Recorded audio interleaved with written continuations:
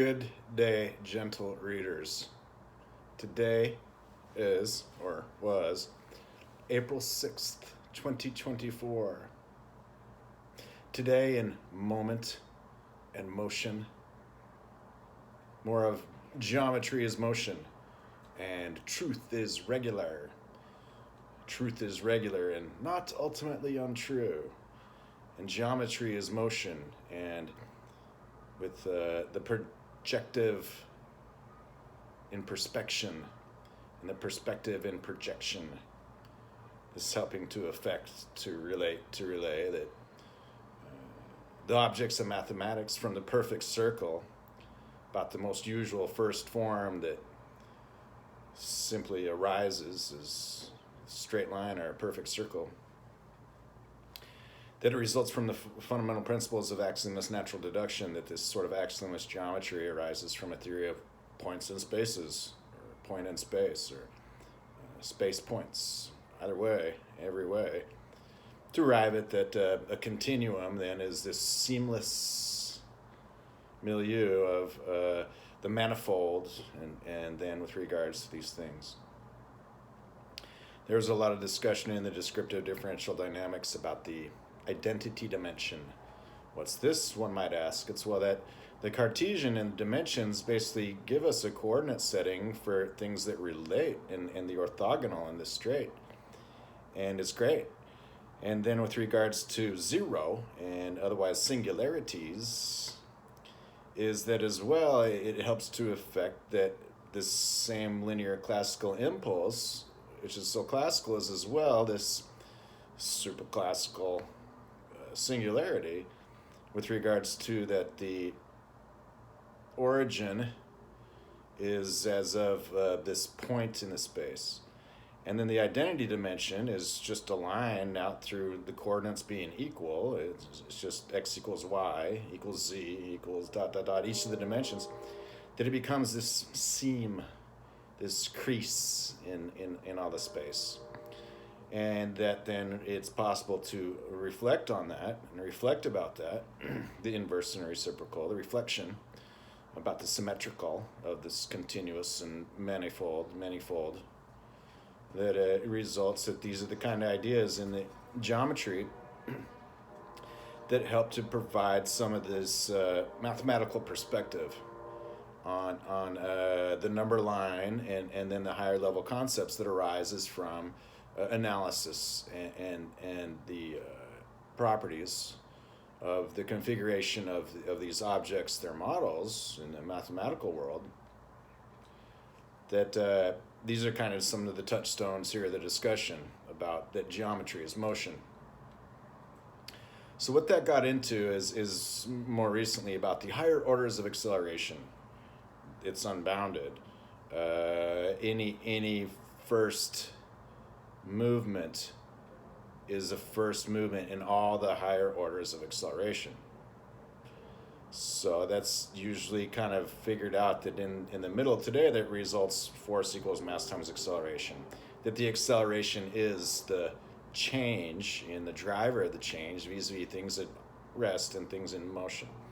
So from the descriptive differential dynamics, there was arrived this idea of the stop derivative, which is about the positive powers and the negative powers and their derivatives and antiderivatives or integrals and their plane curves. What results having a seamless way over that at zero, where otherwise all the infinitely differentiable continuous functions or our class of functions called c to the infinity or c empty, that their derivative, when they're just powers, go to zero, but they're always otherwise just infinitely differentiable. It's a very particularly tractable, fungible class of functions for all such matters. The application of the transform as the integral and derivative make for such notions of the transform, and the convolution makes for such notions of the transforms for the operator calculus. And so for the negative powers, as they come up, they don't just land at zero, they get into kind of this spike, and then the idea is to figure out how that's a bubble to make as about the basis, that there's a bit of a radial basis about that, which works to make for that the idea of this stop derivative is a mathematical construct to help to affect kind of like a unit impulse, analytical character of what reflects force as acceleration classically. So then in the discussion about this over the past couple of essays, we're something like the walk integral. So this idea for the stop derivative is the idea that besides something like the path integral, line integral, arc length integral, adding up the length of a line as from a projective space about it, usually just exactly and only the quadrature, or the very first derivation given in the linear curriculum with regards to computing the line integral, just kind of contrived and about all these definitions. The idea is that this walk integral gets involved that each frame is independent, and so rotations in the frames are independent, and so then as they add up, that they have the sum of histories, sum of potentials, because this is supposed to work all the way from subatomic quantum physics all the way out to a cosmological scale of these things, but mostly about the middle, mostly about the mesoscale, mostly about the classical, and exactly about classical mechanics. Is that then this idea of the walk integral is basically a path integral for classical mechanics, which makes for that the kinetics and kinematics make for that we really live in a world of orbits and trajectories more so than paths, as it were. So then another complementary notions include kind of this run derivative for the stop derivative and a run derivative, and then this walk integral and a pause integral, in a sense. These are being developed as concepts about otherwise just constant acceleration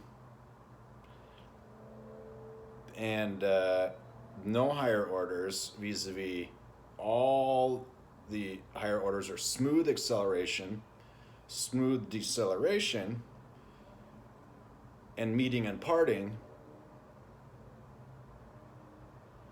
vis-a-vis motion and rest, classical mechanics. Whereas force, classically, the kinetic quantity is a function of time, and time is a continuous, infinitely divisible quantity, and it's also smooth and uniform. So these are the notions going into what we have here is the ideas of the continuum mechanics, continuum dynamics, what reflect then for these differential accounts, how we can make it so that the ideas of the random walk vis-a-vis the states that are reached as over time expected to achieve the same state, the stable and astable, that everything's always at equilibrium, reaching equilibrium, that the sum of the potentials or as after that the sum of histories established what equilibrium it's reached, and the sum of potentials is those tendencies and propensities, with kind of the idea that a tendency is a passive system and a propensity is an active system, or inputs, or organization. Make for these notions of Aristotle's entropy and Leibniz's entropy, one for the classical law that what goes up must come down, and it all comes down, and the other for this sort of classical resolution that things achieve their form. The oak tree and the reed. So let's see then. With regards to that, what I had in mind was that that's pretty much what I had in mind so far. So I haven't been really working on this since the last discussion about the infinitely many higher orders of acceleration. This walk integral, then those following from the stop derivative. So the stop derivative kind of had the idea of that's where to figure out what are the implicits, which is kind of the application where in a system of formulas, in a system, that when we have the variables, the parameters, and with regards to those being as a constants, that those are a function. And so that then what goes into the function results that it comes out of the function as linear, like log linear.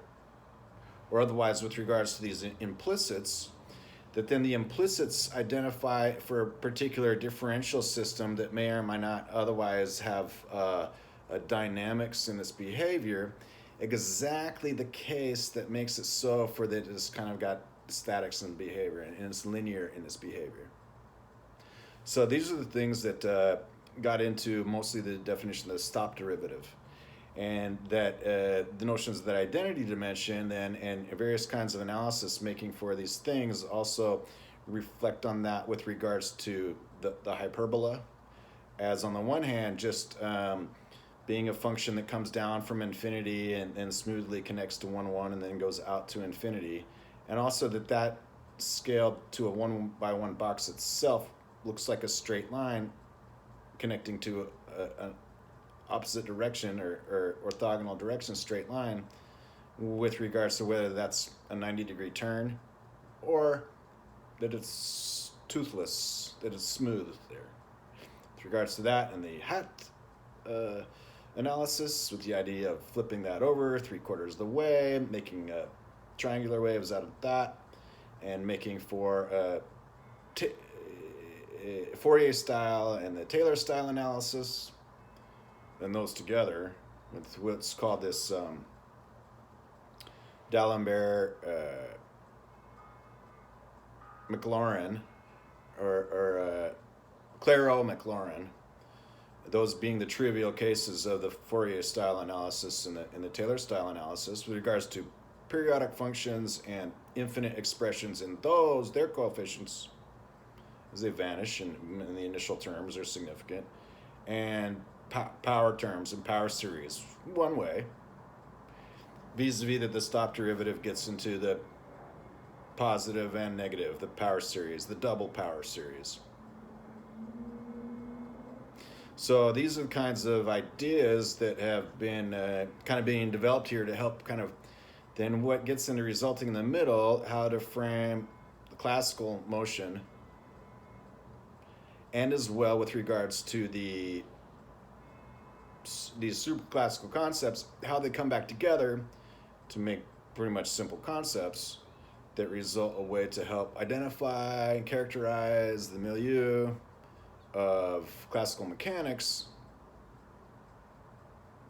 with regards to what physics needs from mathematics, so that then it can result a theory, and to help establish what result from our theory today, concepts like the conservation of momentum or not, that there are non-conserved quantities, that some systems are non-conservative and otherwise as quantities, how to explain pseudomomentum, or what arises as regards to what are called the fictitious forces, which are real, except they're not in the model. And so the theory needs a sort of bookkeeping to arrive at how then these are proper things in the theory, and that then it results, especially to find the analytical results after this ideas of the stop derivative and also with regards to the laws of large numbers and the ergodic, thusly, and the eventualities of behavior of sequences over time, usually the Markov, and with regards to the ergodic and the ergodicity for the laws of large numbers, plural. There's more than one law of large numbers. So let's see what the books have today to help arrive at some of these things. Not quite sure. Here's a quick handbook of in the language of Korean. And I only know a very few words in Korean, and I happen to just have this because at one point in time I collected a lot of little language handbooks, Korean and Mandarin and Cantonese and French and German and English and these kinds of things. With regards to that, it says that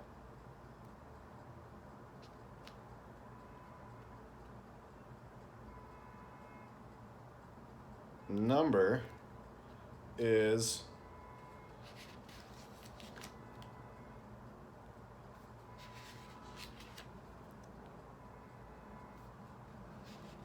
that meter is mito.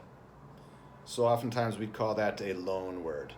And in regards to that, most languages have loan words from other languages, whatever the original source or origin of a theme, concept, or thing is like its proper name or noun is when it arrives, or is with regards to the development over time, or is with regards to the introduction over time. That, and for example, putonghua is the word in Mandarin for Mandarin the language, whereas Cantonese is kind of like nganga, that speak or something like that. That I don't know these words so great, but that as I study them, and I wonder what is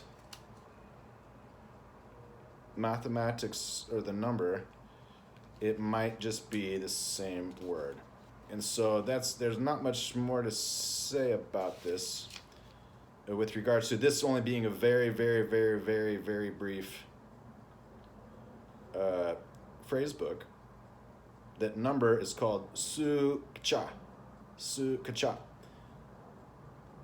And compared to like the names for the integers, washi, liu, and these kinds of things, that they're the same names for the numbers in the Eastern languages as the Western languages. And then that there are various complications in English and other languages about the units of numbers, like 20s, 10s and 20s, the decadal decimal. With regards to that, in other languages, is very much well structured, where everything is just said, like x 100, y 10s, z 1s, vis-a-vis 11, or 80 for 80 in French and in the Romance languages.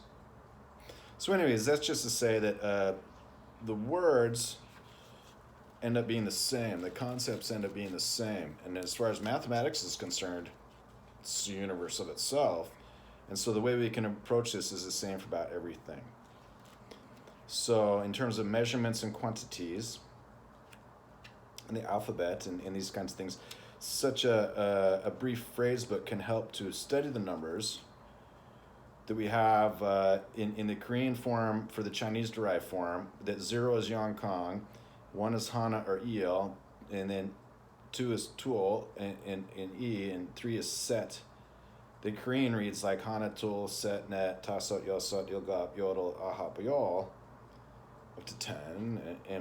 And then it has in this Chinese derived form of Korean, something like Yongkong is 0, then Ili, Sam, Sa, O, Yok, Chi, Il, Pa, Ku, Shia. That these are the kinds of ways that then, when it regards to 11 is like ship il, and in the original Korean it's Yolhana, or Yolhana, and so it's similar, and this is in other languages and how numbers are formed. Now I'm much reminded about this because I've been reading this book by DeHaan called Number Sense, and it establishes how people think about numbers, how their brains work on numbers, and what needs to get involved so that they can connect and relate number sense and word sense. And also it's a study in neuroscience, so it examines various cases where people have injuries to their brains. And then with regards to what variations show up and that kind of stuff. And it also gets in the developmental stages and with regards to the connections of elements in the brains. And with regards to the number sense and word sense, then the ability to compute and calculate and to relate quantities and left brain, right brain type stuff, and lots of different things in the theory with regards to how people make cognizant numbers, how they communicate numbers, how they affect the recognition of numbers, and all these kinds of things. million, peckman, billion, ship bulk, 10,000, man. So 10,000 are a myriad, the myriad being basically 10,000 or sometimes 1,000. There's 100 squared is a usual large enough quantity to be practically immeasurable otherwise in terms of percent. And then we get into the idea of, in this case, then we'll leave that kind of discussion is about percent. And so what is percent? It's like per 100. And so is it a quantity? Is it a ratio? Yeah.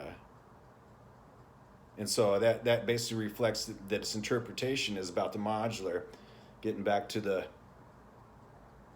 potential, practical, effective, and actual infinity vis-a-vis modularity and precision and tolerances, and the significance of digits in regards to their products, all such things.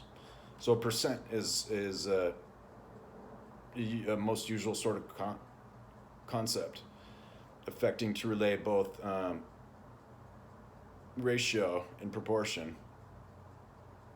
And then also that gets into all the usual things of what are the products of it. Anything greater than 1% has got 100% has got two interpretations. One is like, is it 10% greater or is it 110%? And with regards to when somebody says something like 250%, do they mean plus 150% or they mean 2.5? That it just sort of varies about ways to interpret that modularity, and as it branches about that, it's the usual concept to explore. And that's why everything's kept under 100% natural unit, these kinds of things.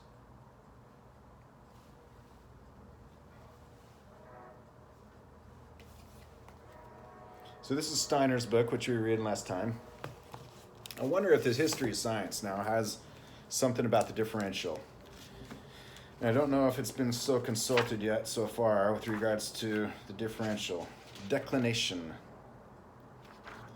As early as the 11th century, Chinese geomancers knew that a magnetic needle does not everywhere lie along a geographic meridian. So this is like when you have a compass and then you need to get a map. And so you basically have to follow the magnetic lines that are on the map and figure out how far to set your compass off the points to true north according to magnetic north. This is the difference. There's two kinds of compasses, of course. One is the geometer's instrument. It's used to trace circular curves. And the other one is a magnetic compass, which in a swivel and usually in a liquid medium, or as according to being able to swivel freely, that a magnetized pin with the north and south ends relates to the magnetic fields is about the Earth, so that with regards to wayfinding and direction finding, you can start with direction finding and arrive at wayfinding.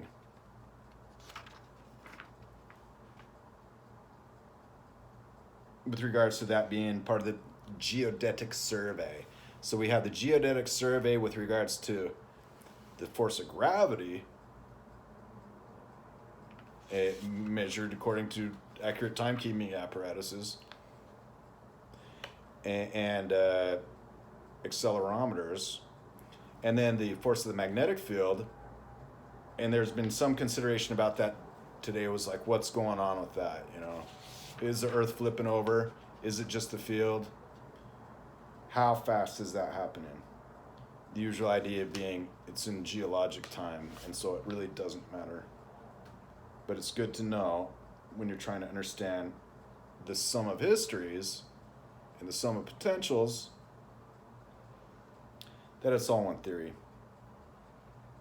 Here's one, an entry for demarcation. The line separating empirical science from mathematics and logic. Pseudoscience and metaphysical speculation. Traditional opinion saw science as composed of laws established by induction. Early logical positivism, while classing mathematics as analytic, identified the science-metaphysics boundary with a sense-nonsense one. What distinguished science was its empirical verifiability. So, of course, here we know that there's a connection back to the teleological, and that there's a metaphysics of truth that is true, because empirical science itself offers no such definition at all for it. Only such matters of being non-contradictory, and falsifiable, and invalidatable, the hypothesis, the theory.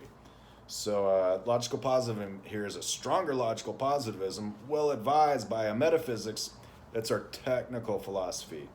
So that's just to be contrasted with what logical positivism was struggling to fulfill, which is the role of scientism after empiricism, and with regards to what it doesn't, which is with regards to the theory of truth. Truth is regular, not ultimately untrue. Falsificationism, it's a touchstone, and observables and reproducibility make for science. It is this that is depreciated in characterizations of science, normal, not revolutionary science, as the enterprise of applying successfully a scientific research program or paradigm. See also discipline history. So there's determinant, and that's a term from algebra, and it's also a term from the germplasm. Determinism, of course, is that there's cause and effect, and it's a great thing. Development.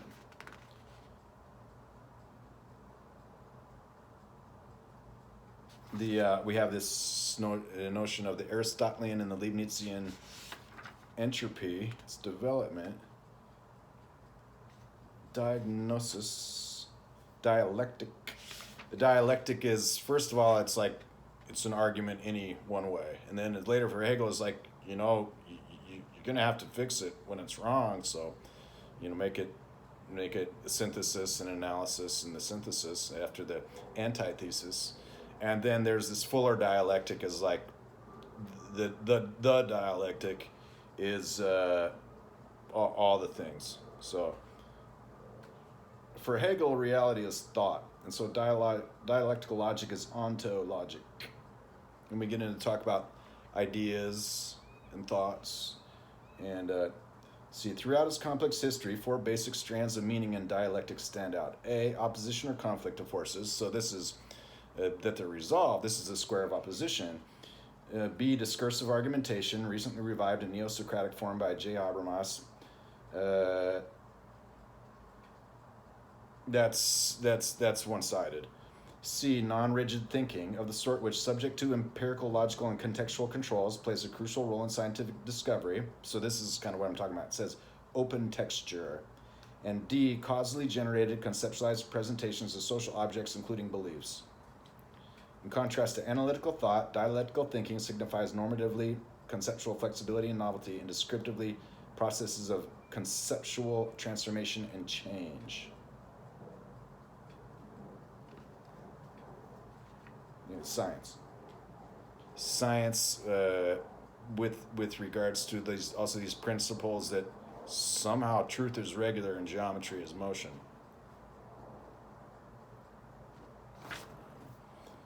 Differential calculus. See calculus indivisibles. Differential equations. See analysis, mathematics, celestial mechanics, function. Differential geometry. The application of the differential calculus is to study the properties of curves. So this we call our integral analysis vis-a-vis the differential analysis, where the integral has derivatives and the derivatives have integrals. And so when figuring out whether the solutions for these various integral equations and differential equations, then with regards to the implicits and the trivials, is that the idea is that those either do or don't have linear solutions to them. For example, all the lines that have integral curves that are quite rich and varied, or all the differential equations that have their solutions, which make for so that they're two needful concepts in differential analysis: the integral analysis and the differential analysis. And the differintegro systems, where a formula is both integral and derivative together, like usual dynamics and dynamical modeling with compensation and the oscillative and restitutive and the attenuative and dissipative. It's an open system. And then whether that's differintegro or integrodiffero is kind of from either side of whether they're integral equations or differential equations. to the study of the properties of curved surfaces and curved metric spaces. So that gets into the talk there was about the coordinate settings, and it's all one space, vis-a-vis transforms and coordinates that are local and linear with regards to linear impulses, or here especially that each one of those affects in their frame and that space and the space in that frame its own rotational setting, so that kinematics is free in that sense. And then it was with regards to how that fits well with classical mechanics and this idea of motion as forward, and that then there's a distinction between that and slowing and just negative acceleration, about this meeting and parting and starting and stopping, these kinds of things, that it really gets involved in when there was the idea of the description of distance and length, same units, with all the implicits and the dimensional quantities and the dimensional analysis and the dimensionless quantities, and kind of for a dimensionless analysis that it's actually just like a dimension-full analysis, that this ends up being required to help understand the things and to make a mathematics for them also. So that amuses me quite a bit. The idea of the dimensional and dimensionless resonator, helping to affect and reflect that in these sorts of higher orders of acceleration, we got into the idea of the g forces, or that the signs alternate, or that the units invert. With regards to that, results that the infinite product of those results no changes in the dimensional units, while as well they add up all along the course of the sum of all the higher order contributions back to being linear, that this gets into the very definition of linear and nonlinear. It's a thing. It's quite a thing. Differential geometry. When we hear about differential geometry these days, oftentimes it's just like, well, we're just going to kind of take the class of functions, and then we're going to reduce that even more, and then we found a bunch of closed forms in those. That's great. It's sensible. It's fungible. It's tractable. It's a restriction. It's closed. It's not more general, and it does not get the definition of function. It gets differential geometries functions. There are others, and so the idea of the completions and the closures of it are let out because they don't meet. Well, at the same time, it makes computing many things very simple as approximations, of course, because given the first few terms for a numerical method, it's possible to compute with the good and usually well-known and very well-modeled error term what is the order of how the approximation is off, it's random under that, or is non-deterministic. That it's just something to say that when we're looking for the forms and the closed forms of the infinite expressions, that a lot goes into the fact that there are multiple laws of large numbers. And so a lot of usual settings do their best by closing those and forgetting all about them, vis-a-vis trying to just establish what is the least amount you need to have it, so that the dimensional analysis of one thing is always just like a linear vector vis-a-vis all the terms that go into it as its orbits, its world line, that being its path at any point, its direction, and the magnitude of its change or velocity in that direction. So it's very, very general in terms of our usual vector spaces, linear vector spaces, the addition of vectors, and all these kinds of things that go to make up classical motion. And in Galileo's most usual Galilean motion, that you can compute distance by velocity over time, but then we get into like that, well, hey, force is a function of time and it's never a constant, except at any instant it has a value. It's not in time. It's a function of time.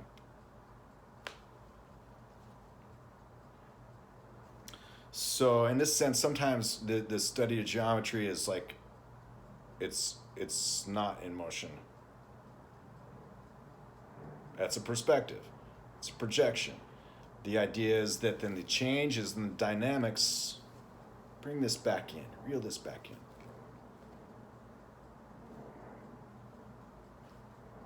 Differential rotation, see galactic rotation. So here the idea is like the galaxy is rotating. Why doesn't it fly apart? It's like, well, actually, it's just kind of at rest, and it just sits on a disk, and the disk is spinning. It's far enough away from other things that it's like, from any other thing, it's like, all I see is a solid object. Yeah. And that's similar with the micro scale and the macro scale. So it's pretty cool. Differentials of functions, see calculus. Differentiation, see calculus. Deform motion, see latitude of forms.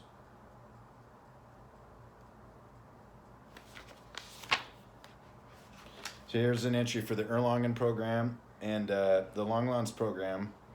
So Erlangen is a scheme to regard geometry as a study of the invariants under a certain group of transformations, which would thus characterize that geometry. And so,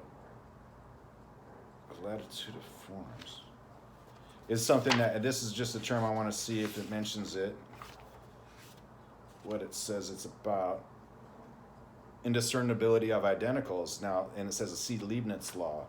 That's a cool little thing. Indiscernibility and indiscernibles. Infinitary logics. Islamic science. There's mentioned Chinese science and Islamic science. Kant's theory of knowledge. Kepler's laws. All about orbits. And here we've been getting into that with regards to the hyperbolas and cool things about that. Latitude of forms. A technique for picturing the effect of an active quality elaborated in the 14th century, particularly by Nicole Oresme in De Configurationibus Qualitatem et Modum, on the configuration of qualities of motion. It treated qualities distributed over body and space or time according to a postulated rule of intensity. So the intensity is usually the power or force, and then with regards to that being in this attenuative and dissipative and restitutive and oscillating, that it relates to these things. Now I'll be studying this quite a bit more because it will be a lot of the thought into these kinds of things. For example, the picture configuratio, so that it just says that the configuration of experiment, and that's the same thing we have today as the configuration space, is the same kind of thing. Appropriate to a rod, the ends of which are maintained at different temperatures, is a trapezoid at the degree or latitude of heat changes linearly with respect or longitude.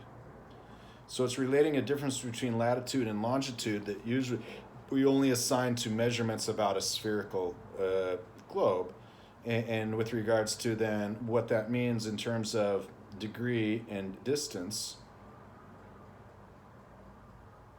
for equal temperatures, the appropriate picture is rectangular. For nonlinear change, a curvilinear figure.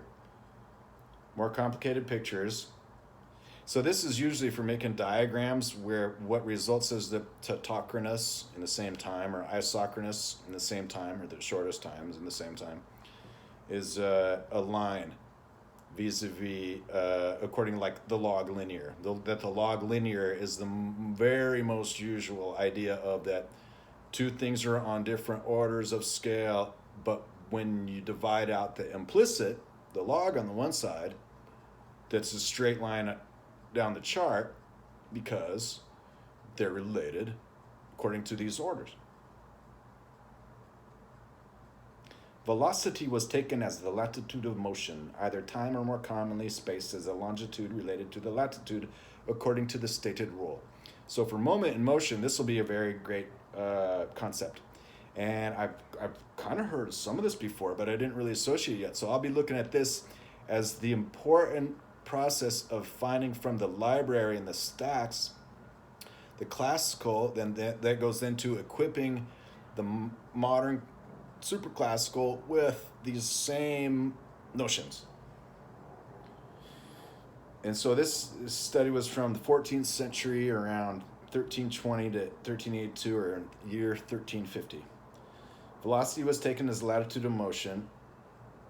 In the case of free fall, Oresme and the calculators of Merton College, Oxford, supposed that the velocity changes linearly, like the heat of the rod, uniformly deform motion. Uniformly deform. So this we just call it constant acceleration. And is it really? It's just that over a long enough distance on the terrestrial setting that it doesn't change very much. But as mentioned in the geodetic survey, over the course of the globe, it changes 2 or 3 decimal points from like 9 point something to 9 point something else. For longitude, they usually took the distance from the point of release. The triangle that pictures the deformed motion equals an area rectangle in the same base. The entire longitude of the motion, and with the height half the final latitude. Area equals long times lat over 2. So this reflects upon the very same notions of mv squared in inertia and mv in momentum. This relation, known as the Mertonian rule, can be transformed into Galileo's law of free fall by identifying area with distance fallen, longitude with time elapsed, latitude with final velocity, and uniformly deformed motion with velocity proportional to time. Several medieval natural philosophers made one or more of these identifications, and a few, e.g. Domingo de Soto, made them all. But these anticipators do not appear to have shared Galileo's approach. They invented the laws of motion as mathematical possibilities, he as testable descriptions of nature. So this is a great thing, and I'm going to look at this latitude of forms a lot more and this uniform deform, because it really speaks to a lot of these same concepts of moment and motion that have been coming up with regards to the meeting and parting, motion and rest, and the acceleration and deceleration, and those being usual things. Let's see here.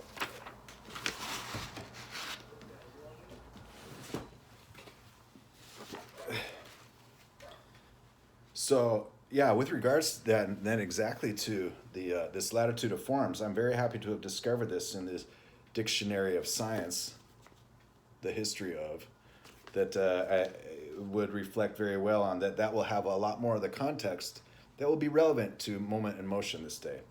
To then get up into the usual idea of the mechanics, and here's the entry for the mechanics that I'll then read from that. 2 complementary approaches to the theory of the equilibrium, statics, and motion dynamics of gross bodies descended from antiquity, capitalized. In one, exemplified by Archimedes, 287 to 212 BC, treatment of the lever and of floating bodies, where the lever is the simplest machine, and for anything that reflects the angular and the rotational in the moment, is treated as like a lever with nowhere to stand. And the idea then that thusly it affects both the change in the centroid and the change in all the rotational moments, the rotational moment. So that's something that we'll get into, the ideas of the thing. That the lever is a simple machine in a terrestrial setting, and when it's applied against the place to stand is just an arbitrarily larger moment that won't thus be affected to move, but that otherwise it's also part of the simpler mechanics of these things. The foundations of statics and hydrostatics thus were early established, and through association with Archimedes' partly legendary feats, became the model of the application of mathematics to practical physical problems, hydrodynamics.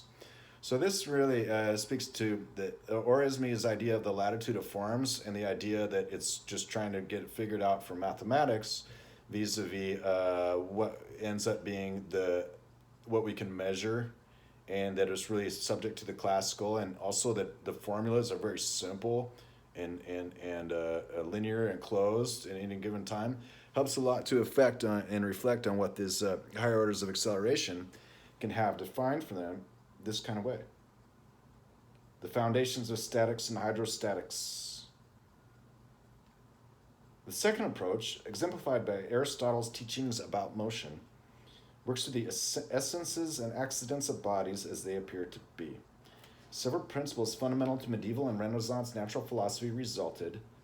The distinction between natural and violent motion, the requirement of a conjoined mover, and the doctrine that finite directed motion implies the impossibility of the existence of a space void of resisting matter. So it talks about Buridan, about 1295 to 1358. The Mertonian rule, talking about the latitude of forms.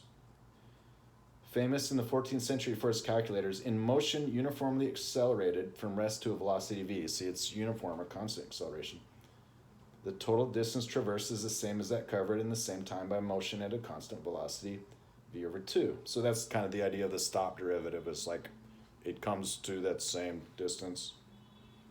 Among the relations considered, the laws of Bradwardine, v is approximately the order of log of p over r, and of Avamposse, v is on the order of p minus r, where p and r are impressed force and resistance, deserve notice. These laws belong to the scholastic tradition and particularly to nominalism, being treated as examples and possibilities, not as testable and correctable descriptions. Mathematical statics was pursued during the Middle Ages primarily by the school of Jordanus de More, 1220, who introduced the concept of positional gravity, or weight is modified by the constraints of the system. So this is great, and it gets into Tartaglia and Appian, influenced Galileo and Simon Stevin. Simon Stevin distinguished clearly between statics and kinematics, the study of the motions of bodies without regards to the agents of motion, and so freed statics from unnecessary complications. Now, mechanics here has another great couple of pages in this book, so I'm going to read that later some more, because then we just get up to, out of Galileo, out of Newton, keeping things simple, 1, 2, 3 laws, and then up into time-dependent systems and using linear systems to compute these things in the Hamiltonian after the Galilean and the Newtonian. Then it gets into why these days for the nonlinear analysis there's a lot going on, and then it will help a lot to advise that from getting back out of what it was, the end result of all this linearization, to why it was, and making it a deconstructive account so it can be put back together a little bit more sensibly so that results in its fungibility and tractability, that it doesn't end up ultimately untrue. These are the kinds of things.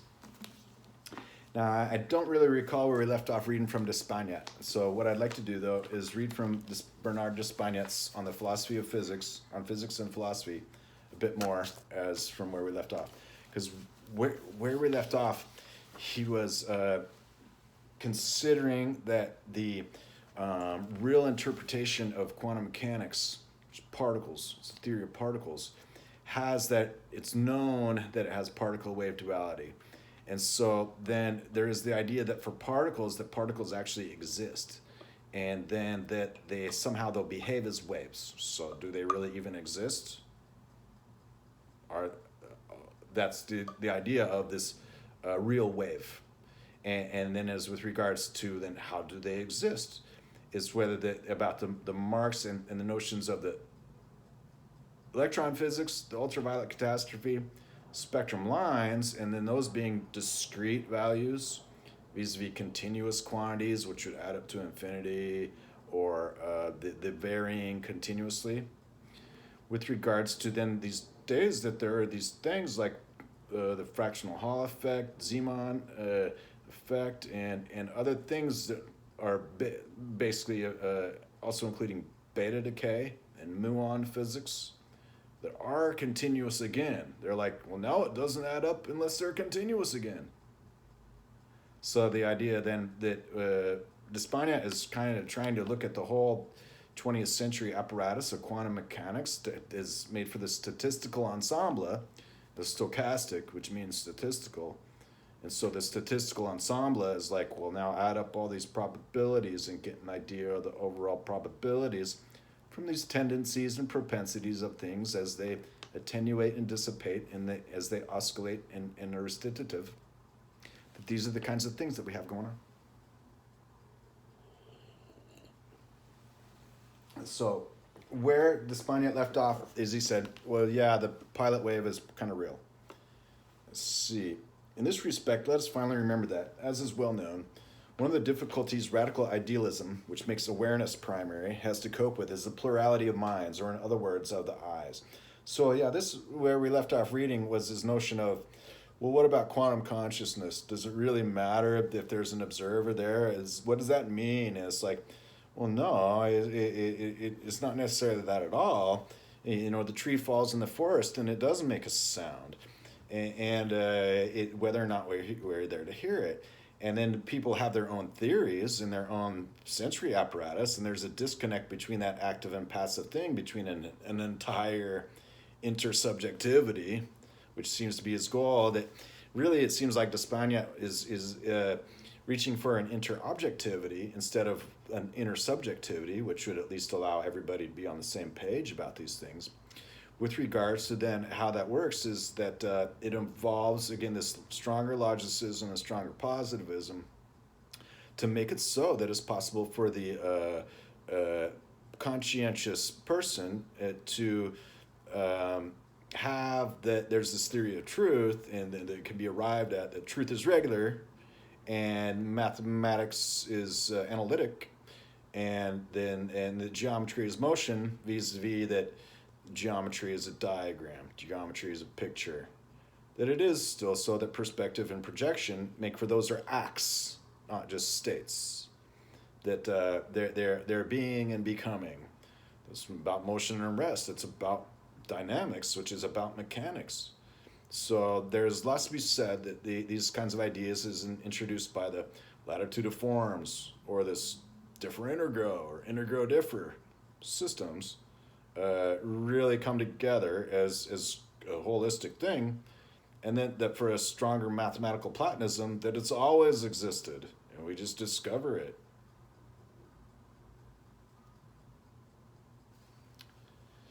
This difficulty consists in that within the idealism in question, it is hard to discern what accounts for the intersubjective agreement between all these I's, short of introducing the ad hoc notion of some universal I having in fact nothing but the name in common with what the pronoun I refers to. Since the conception proposed here does not coincide with radical idealism, the difficulty in question is in it less acute. It cannot be claimed that it altogether vanishes for the impersonal character of the rule yielding probabilities of observation, the Bohm rule, still looks somewhat enigmatic. However, it is less offensive, for we have long been familiar with the idea that physical laws are universal, so that we are hardly surprised in observing that this universality extends even to those that are merely predictive of observations. More about this in section 18.5. So in 5.2.4 here, as the section says, the agreement within the Broglie-Bohm model. So I'll usually just say Bohm to Broglie, but I imagine now I'll leave off that the infinitive or the preposition part of Broglie and just say Broglie. Broglie-Bohm model. Bell's calculation and contextuality. So Bell is J.S. Bell, and then he's got the idea that the photinos basically have come back in the picture. So a photon itself is kind of like, well, it's fleeting. It's the universal state of the information picture, fleeting in physics. And then with regards to that, the fleeting of the photon has that its flux in its state and changes is as of the photino, that we get into the supersymmetry, and so the supersymmetric particles are one of two or three different things. One is the larger particle at the high energy configuration. The other is kind of the ghost particle or the virtual partner at medium energy configurations, and the other one is the partnerino at the low energy configurations. And so the idea when something stretches in a continuous thing and it leaves out its flux backward, it's kind of like when something as a massive body flows one way, then all this lower energy stuff just fleetingly flies in flux the other way. So that's what adds up, so that then what came and went, and all the potentials, that the flicker of the potentials came and went all the way about and around and came out. So this J.S. Bell is a guy, he just added some things from special relativity, and it's like, well, look, these things would come up and add up and would make that, it would look like action at a distance, or that something non-local. Whereas really it's just like the wider locality, because it makes no difference to what's otherwise going on and around that. Then the aspect experiments is a guy named Alan Aspect, and so what he did was with some mirrors and some various configurations of photons, and that being the intensity of a beam of light according to its measurement over time. I mean, it was never just one photon. It's always kind of just a bunch of photons. With regards to, yes, there are issues about how to understand the discrete spectra and the discrete energy levels of the electron and orbitals. There are issues, and just as mentioned, it's about the discrete and continuous, and the ultraviolet catastrophe is making an infrared catastrophe again, and catastrophe isn't necessarily a bad thing. It just means opening in algebraic geometry. It just means a perestroika or opening. So here Despania is talking about the Bell's calculation and contextuality. The above described situation stands in contrast with the lessons of classical physics, since their intersubjective agreement directly reposed on an observed existence, so to speak, namely the existence of things. Within the assumption that quantum mechanics is universal, the explanation proposed here of the said agreement doesn't still refer in last resort to the notion of an existence, namely that of reality. But the link is indirect and inferred rather than observed, since, as we say, a detour via the notion of law, nay, even of observational predictive law, proved necessary. It is interesting to examine that what the matter looks like in the models. Credible or not credible, this is not the question. That are, so to speak, conceptually classical but predictably quantum mechanical, and that they exactly reproduce the quantum observational predictions while being ontologically interpretable. And of course, the Broglie-Bohm model is ideal for this purpose. Since, to repeat, this model is like classical physics ontologically interpretable, we quite naturally expect that in it, just as in classical physics, intersubjective agreement should directly rest on the reality of things. Directly. And in a way, this is the case, but in a way only. For indeed, in our current way of thinking, the word things covers both the notion of perceptible reality and that of localized objects. Now, in the model, perceptible reality corresponds to the supplementary variables, thus misleadingly called hidden. And according to it, it is indeed the fact that these variables, or at least some of them, have definite values collectively perceived by us that generates intersubjective agreement. But contrary to the things of classical physics, these supplementary variables are not local. And as a result, at least in the case of some configurations, the explanations of the agreement takes up a most unwanted form. And he writes unwanted meaning W-O-N-T instead of W-A-N-T. And so you'd say unwanted, the meaning you just like something you don't want. It's not desired. But unwanted might mean unjustified. So I'm not sure if that's just a particular meaning of this kind of like the difference of difference and difference and the difference, or what it means, but it would be read as unjustified because it doesn't matter what he desires or wants, it's what it is. Indeed, in such cases it radically differs, as we shall presently see, from the teapot type explanation, which is just like, I don't know, and shows features making it somewhat similar to the one offered via predictive laws by standard quantum mechanics, and which has been described above. So that at least says that, he's open to the idea that there's the superclassical and the real quantum wave collapse. And so getting further into this work, that speaks a lot to them, and that would be an opinion that he will have established to be shared.